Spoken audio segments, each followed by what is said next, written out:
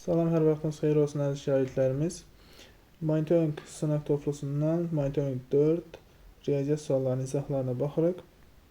Deməli, 26-cı sualda deyir ki, koordinat sistemində absisi -4, ordinatı 10 olan nöqtənin koordinatını tapın. Nöqtəmiz -4, 10 şəklində olacaq. 27-ci sualda nöqtələrdən hansı o-y oxuna nəzərən simmetrikdir? Y-ləri eyni, x-ları fərqli qiymətli. Yəni, daha doğrusu əks qiymətlər almalıdır.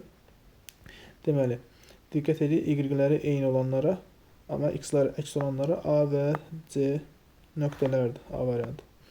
Hansılar absis oxundan yuxarıda yerləşir? Absis oxundan yuxarıda yerləşəndə y-lərin qiyməti müsbət olmalıdır. A doğrudur, B yanlış, C doğrudur, B variantı. Şəkildə verilənlərə görə T nöqtəsinin ordinatı neçədir? Təxmin etsək, burada parçaların bərabərliyinə görə təxmini qiymət deyə bilərik ki, T-nin koordinatı -4-dür. Ordinatı -8 olan nöqtəni göstərir. Yəni, ikinci koordinat -8 olmalıdır. Hansılar absis oxundan yuxarıda yerləşir? Y-in müsbət qiymətləri olmalıdır. A deyil, B deyil, C və D. B variantı. 32-ci sualda nöqtələrdən neçəsi 4-cü rübdə yerləşir? Burada x-i müsbət, y isə mənfi olmalıdır. X-lar müsbət olmalıdır, y-lər isə mənfi olmalıdır. Deməli, baxa D variantı. D nöqtəsi olur. X-i müsbət olmalıdır, y-ləri mənfi olmalıdır. 1, 2, 3 D variantı. Koordinat sistemində absisi -5, ordinatı -7 olan nöqtənin koordinatını tapın deyir. A variantı. Hansı nöqtələr o-y oxuna nəzərən simmetrikdir?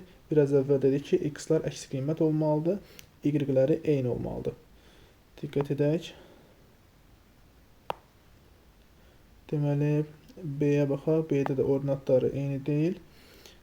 D variantında x-lar əks qiymətdir, y-ləri eyni qiymət olur.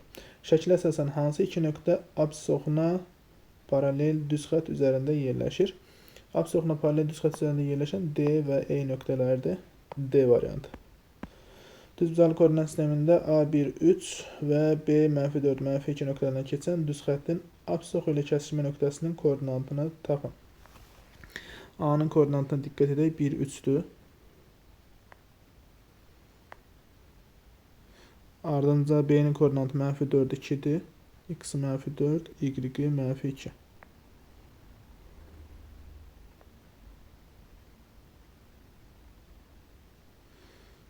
Belə bir şəkildə düz xəttimizi çəksək, bizdən istədiyi düz xəttin absis oxu ilə kəsişmə nöqtəsi -2, 0. C variantı. Növbəti 37-ci sualda nöqtələrə verilmiş AB parçasının uzunluğu 7 vayd olarsa, x aşağıdakılardan hansı ola bilər? Diqqət edin, y-ləri eynidir. Demək ki, x-ların fərqi 7-yə bərabər olmalıdır. Bir dəfə -3-dən x çıxırıq, cavab daha doğrusu 7 yazırıq. Buradan x-in qiyməti -10 olur. İkincisi, x-dan -3-ü çıxırıq, cavabı 7-yə bərabər yazırıq. X-in qiyməti 4 olur. Ola bilər deyirsə, cavab D variantı. Nöqtələrə verilmiş AB parçasının uzunluğu 8 vayd olarsa, x aşağıdakılardan hansı ola bilər? Yenə eyni qaydada hər ikisini yoxlayırıq. X-lar bu zaman eynidir. 6 çıxılsın x-i bir dəfə 8-ə bərabər, bir dəfə də x çıxılsın 6-nı 8-ə bərabər yazırıq. Buradan tapdığımız cavab bizə variantdakı cavabları vermir. Buradan tapdığımız cavab isə x-in qiyməti 6 - 8 -2 olur. B variantı. Düzbucaqlı koordinat sistemində A -4, 1, B -4, 7 nöqtələri qeyd olunub. AB parçasının orta nöqtəsinin koordinatını tapın deyir. Diqqət edək, A-nın koordinatı -4, 1-dir.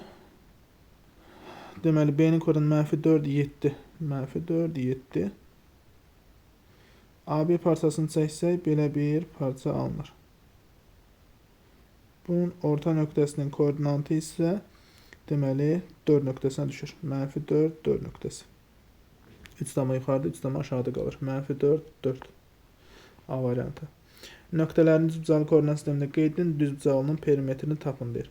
A-nın koordinatı -5, -6-dır. -5, -6 gəlir nöqtə burada düşür. Sonra B-nin koordinatı -5, -3.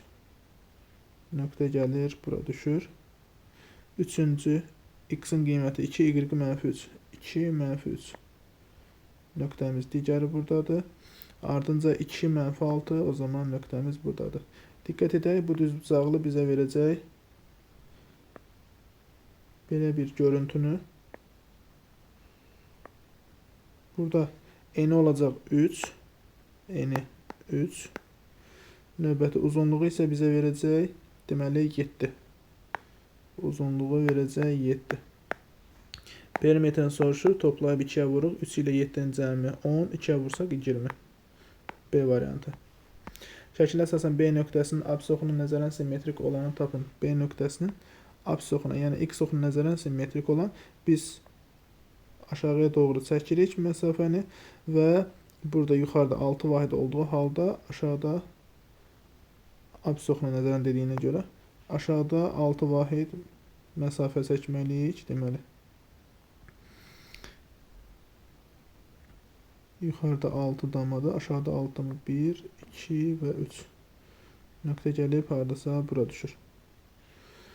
Həmin nöqtə olmadığına görə böyük ehtimal ki C nöqtəsi nəzərdə tutulur. Amma C nöqtəsi deyil, nöqtə aşağıda göstərdiyimiz hissədə qeyd olunur. Deməli, apsis oxuna nəzərən dediyinə görə x oxuna nəzərən simmetrik dəyişirik. Bu zamanda y-in qiyməti deməli, əks qiymət alır. Y burada 5 idisə aşağıda mənfi 5 olacaq. 1, 2, 3. Tamam, üzürlü sayın burada elə C nöqtəsinə düşür. 5 vahid aşağı gəldikdə. Deməli, damalara baxsaq, 5 dama yuxarıdadır, 5 dama da aşağıda olur, C nöqtəsi. D variantı. 42-ci sualda mənfi 3, 5 nöqtəsinin ordinat oxuna nəzərən simmetrik olan B nöqtəsini tapın. Ordinat oxuna nəzərən simmetrik olanda x-in qiyməti əksinə dəyişir. Yəni, olacaq müsbət 3, müsbət 5. A variantı. Deməli, A mənfi 5, 1 nöqtəsinin apsis oxuna nəzərən simmetrik olanı tapın. O zaman y-in qiyməti əksinə dəyişsə, x olduğu kimi qalacaq. Mənfi 5, mənfi 1. C variantı. 47-də apsis oxuna nəzərən simmetrik olan nöqtəni göstərin. Apsis oxuna nəzərən simmetrik olanda yenə deyirik ki, x-in qiyməti olduğu kimi qalır. Ordinatı isə əksinə dəyişir. Mənfi 7, mənfi 3. Ordinat oxuna nəzərən simmetrik olanı dəyişin deyirsə, deməli, x-in qiyməti əksinə dəyişəcək. Mənfi 5, mənfi 2 olacaq. BC məsafəsini soruşur. Fərzdəki BC məsafəsində x desək, ümumi 36-dırsa, biz 22-nin üzərinə 28 çıxılsın, x-i əlavə edirik, cavab 36 yazıb, x-in qiymətini tapırıq. Bu zaman 22 ilə 28-in cəmi 50, 50-dən çıxırıq 36-nı, cavabımız 14.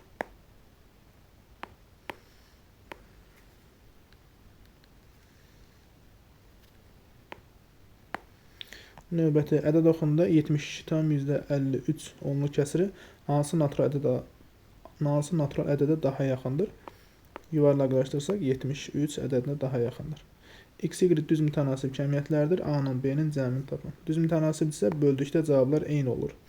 36-nı 12-yə böldükdə 3 alınır. Deməli, A-nın qiyməti 75 olacaq.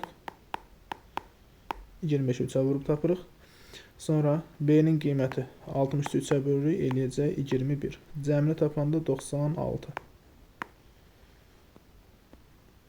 Samirin həftə ərzində ekran qarşısında keçirdiyi vaxt diaqramı təsvir olunub. Samir həftənin neçənci günündə ekran qarşısında 1 saatdan çox vaxt keçirmişdir. Diqqət edək 1 saatın zamanına. Təxmini hesablamalar şəklində deyə bilərik ki, cümə axşamı, cümə, şənbə, bazar günləri 4 günü 1 saatdan çox vaxt keçirib. Bilik yarışında İştirak edən 48 şahiddən 12-si yarım final mərhələsində vəsiqə qazanmışdır. Yarışda iştirak edən şahidlərin neçə faizi yarım finalda iştirak edəcək? Deməli, 12-ni bölürük 48-ə, vururuq 100%. 12 ilə 48-də 12 ixtisar aparsaq 4 olur. 100-ü 4-ə bölsək cavab 25%.